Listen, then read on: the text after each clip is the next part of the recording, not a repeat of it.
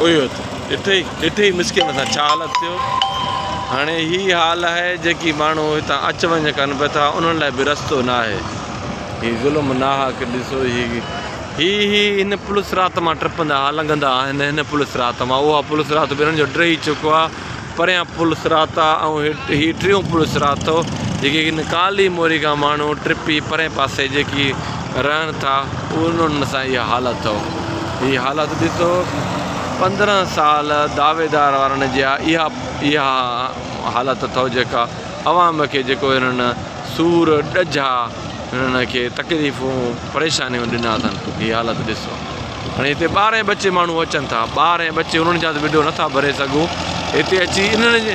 असां त वधीक मुतासिर आहियूं आबादगार लेकिन हीअ राहदार जेके आहिनि रस्ते में अच वञ वारा आहिनि उन्हनि सां बि इहो ज़ुल्म अथव दोस्तो। इहा करकट अथव हिननि सां बि नाहक अथव। हीअ हिकिड़ो न डरथो अथव अलाए केतिरा डरथा अथव हींअर असांजे अखियुनि जे अॾो अलाए केतिरा डरथा अथव। इहा आहे हालत। हाणे हिन लाइ रस्तो बि कोन्हे।